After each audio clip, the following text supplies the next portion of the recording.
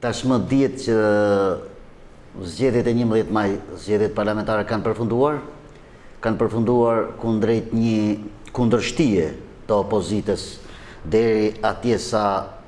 akoma nuk ka përfunduar numërimi i votave. E thënë ndryshe, rreth 40% e kutive, 3 votimit në përqendrat e votimit do të rinumërohen. Këto zgjedhje normalisht një rezultat paraprak e kanë pasur, kur është konfirmuar dhe Partia Socialiste, siç dihet, ka marrë 83 mandate, Partia Demokratike ose Koalicioni për Shqipërinë Madhështore ka marrë 50 mandate dhe rreth 7 mandate janë shpërndarë për partitë e tjera. Normalisht, për sa i përket mënyrës së zhvillimit të zgjedhjeve, neve si subjekt politik marrë pjesë në subjektin zgjedhor Aleanca për Shqipërinë Madhështore, kemi parë që këto zgjedhje kanë qenë të manipuluar dhe këto zgjedhje kanë qenë të intimiduara në të gjitha format, në të gjitha mënyrat nga kjo mazhorancë qeverisë, duke përdorur gjithë makineritë, gjithë format, gjitha mundësitë për të tërësuar votën e qytetarëve dhe për të ndryshuar vullnetin e tyre. Pasi vullneti i qytetarëve me sa kemi parë në terren ka qenë për ndryshim. Por, siç e thash më sipër, përdorimi i formave dhe metodave të ndryshme që tek presioni i bërë direkt, që tek mënyra e menaxhimit të votimit të diasporës, që tek presioni për vendet e punës, që tek presioni me element të kriminuar, që tek presioni për një vend pune, e tjera, bën që rezultati të ishte jo ai i dur, ose rezultati të ishte jo ai që ne jemi të bindur do të ishte real kundrejt një votimi të lirë, nuk do të ishte rezultati siç është edhe deklaruar paraprakisht tani. Partia e Lëvizjes së Legalitetit në këtë zgjedhje hyri si pjesë e koalicionit Shqipëria Madhështore për një Shqipëri madhështore, ku përfaqësua në 6 qarqe me kandidatët e saj, ku një kandidat në siglën e Partisë Lëvizja e Legalitetit ishte tek listat e mbyllur në qarkun e Dibrës. Nga përpunimi të dhënave sipas numërimit në qendrat e votimit qendrat e numërimit në çdo KZAZ, rezulton se ne si subjekt politik radhitemi tek subjekti më i votuar, në më të votuarit pas Partisë Demokratike brenda koalicionit, ku kemi grumbulluar rreth 27.000 vota, normalisht këto nga 6 kandidatura. Vlen për të theksuar se ky numër votash i grumbulluar nga ne duhet të qartësohet mirë, është vetëm nga 6 kandidat, pasi vetëm 6 kandidat kanë pasur siglën e Partisë Lëvizja e Legalitetit në qarkun Shkodër, në qarkun Durrës, në qarkun Tiranë, në qarkun Fier dhe në qarkun Dibër. Pse e theksoj këtë? Kjo e thekson sepse nga 140 kandidat të tjerë që kanë qenë në listat e hapura, kandidatët në siglën e Partisë Lëvizja e Legalitetit kanë një vot specifike më të lartë se sa çdo kandidat tjetër, ose shumë më të lartë se mesatarja e çdo kandidati. Kjo tregon që strukturat e Partisë Lëvizja e Legalitetit në këtë qarqe janë struktura të qëndrueshme, struktura të forta, struktura funksionale, që është pikrisht vota e strukturave të Partisë Lëvizja e Legalitetit përqendruar te këto kandidat, ajo që ka bërë që këto kandidat në vot të jenë kandidatët më të votuar për vot preferenciale në këtë qarqe. Në qarkun e Shkodrës dhe në qarkun e Durrësit, 2 kandidatët në siglën e Partisë Lëvizja e Legalitetit që janë mbështetur nga strukturat tona, zoti Ted Kopliku në Shkodër dhe zoti Aulon Kalaja në Durrës, janë të radhitur direkt, i ndanë vija fituese. Domethënë, nëse edhe një deputet do të kishte qenur përkrahassisht me 8.000 dhe me 9.000 vota, nëse edhe një deputet më tepër do të kishte qenë në këtë qarqe poshtë tek lista e hapur, automatikisht zoti Ted Kopliku dhe zoti Kalaja do të ishin me mandat deputeti. Zoti Kalaja ka bërë ankimet e veta në mbështetjet tonën për të rishikuar edhe një herë mënyrën e numërimit të votave në qarkun e Durrësit, pasi nga verifikimet nga numërimi i votave rezulton që mund të kemi një deformim të rezultatit ose manipulim votash, që e hapi parë është shumë vota mund të kenë kaluar në interes të subjektit zgjedhor të Partisë Socialiste, që ka bërë që mos merreshin 7 mandate, po të merreshin 6 mandate në qarkun e Durrësit, por pse jo, ndoshta mund të kemi edhe lëvizjen nga komisioner të votave të brendshme të një subjekti zgjedhor.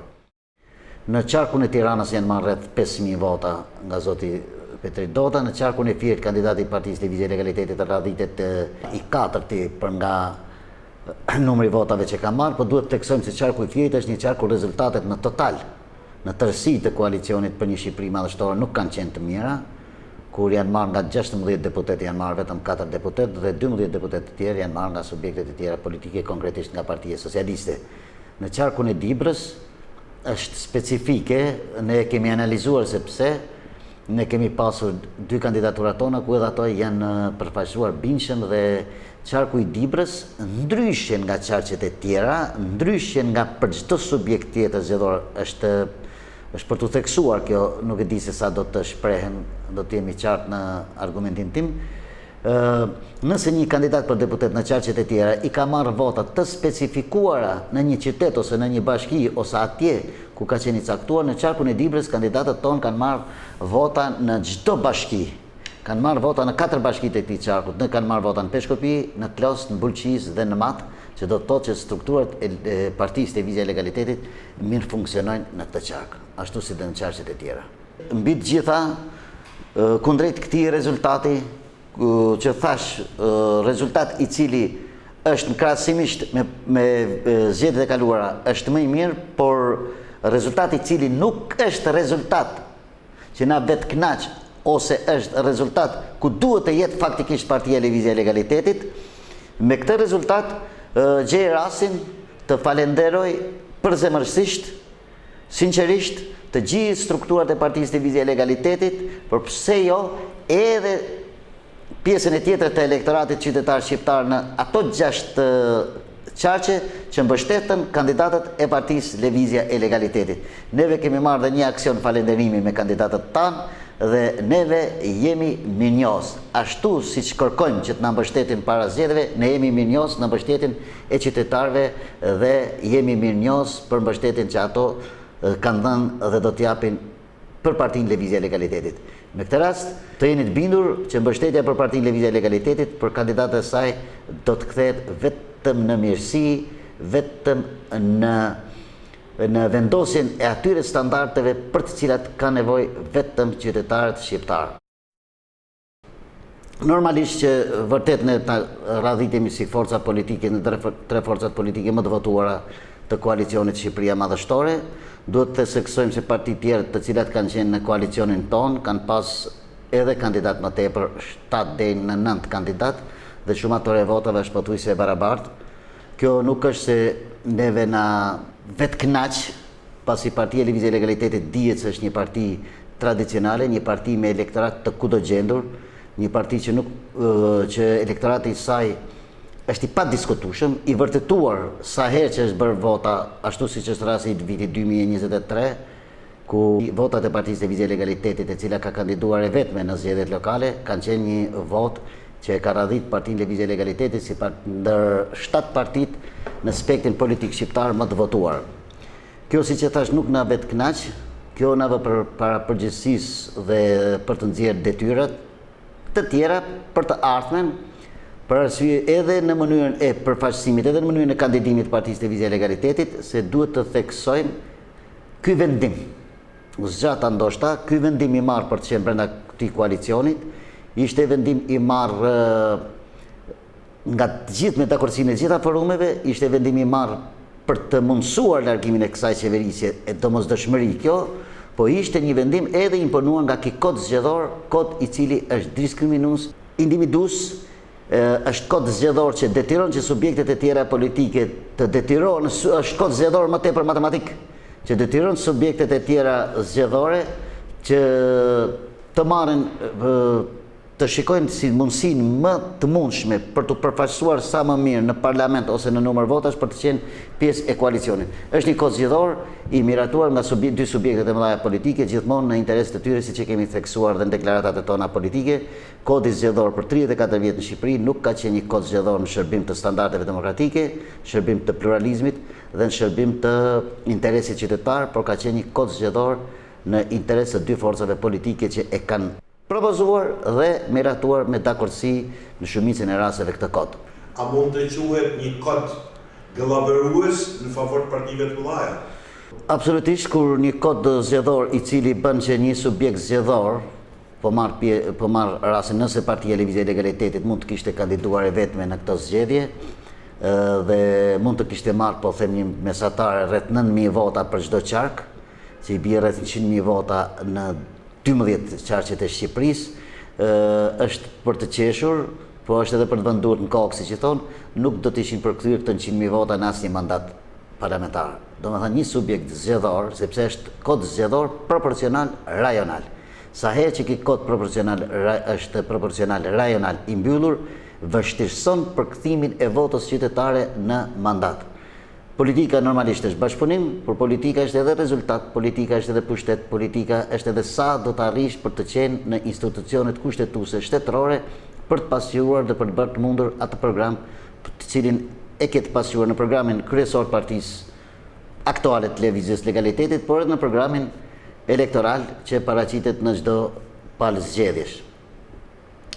Dua të ritheksoj edhe një herë që është për të ardhur keq që pas 34 vitesh pluralizëm, akoma në Shqipëri nuk zhvillohen zgjedhje të drejta, nuk zhvillohen zgjedhje ku gjitha palët të dakordsohen për mënyrën e votimit, të gjitha palët të dakordsohen për rezultatin përfundimtar. Është vendi i cili me 34 vjet, një shtet demokratik, po themi, rezultati vonohet me javë, me muaj të tërë për një rezultat fiks, ashtu siç duhet përshpejtuar, e kjo pse? Për arsye sepse akoma nuk është dakordsuar që votimi të jetë një votim elektronik, numërimi të jetë një votim elektronik dhe kodi zgjedhor, po e shtoj këtë, të jetë një kod zgjedhor proporcional kombëtar me lista të hapura. Përderisa tham që 100.000 vota nuk mund të përkthehen në mandat, do të thotë që këto 100.000 vota automatikisht digjen dhe mandati kalon tek dy forcat e mëdha politike, ato që kanë mundësuar që të marrin atë përqindje siç dihet në çdo qark për të pasur deputetët e tyre. A mund bëj një analizë të shkurtë të votës në ato 7 qarqe ku u votu mjaft mirë për legalitetin? Po, cilit elektorat i kërkohet vota në rastin e legalitetit? Jo, Partia e Lëvizjes e Legalitetit është një parti kombëtare që shtrihet në nivel kombëtar në 61 bashkitë, 61 degët e saj. Është një parti ku programi i saj përmbledh gjithë spektrin social, shoqëror, kombëtar, por normalisht Partia e Lëvizjes e Legalitetit ka dhe specifikën e vet në dy pikat kryesore të programit të saj, siç janë bashkimi kombëtar dhe kthimi i formës qeverisjes së mbretërisë, që kjo do të thotë që ne normalisht jemi një parti konservatore e djathtë, kryesisht elektorati jonë është një elektorat patriotik, nacionalist, që ka lidhje me kohën e mbretërisë, që ka lidhje me familjet konservatore më të mira shqiptare, që ka lidhje me familjet më fisnike shqiptare, por kjo nuk e hermetizon ose nuk i bë korniza elektoratit ku ne kërkojmë vota. Siç e thash, ne kemi një elektorat pro familjes, me besim Zot, pro familjes, pro pronës, pro interesit qytetar, pro interesit kombëtar, pro rritjes nivelit ekonomik, për një shtet sovran, për një shtet të integruar. Programi ynë, ashtu siç është pasqyruar në platformën e Partisë Lëvizje e Legalitetit në 16 qershor të vitit 2024, po ashtu edhe siç është e cimentosur në programin themelor të Partisë Lëvizje e Legalitetit, është një program, siç e thash, që përmbledh, prek, i jep shpjegim, i jep garanci për çdo fushë sociale, për çdo fushë të spektrit kombëtar, për çfarë ka nevojë drejtimi i një shteti dhe për çfarë ka nevojë interesi qytetar. Siç e thash, ne jemi një parti konservatore djathtë, ku bazat tona janë prona, familja, atë kombi, dhe gjitha këto mund të realizohen në më të mirën e mundshme, ku në kurorën mbretërore me princin Leka Ydit i ulur në fronin mbretëror.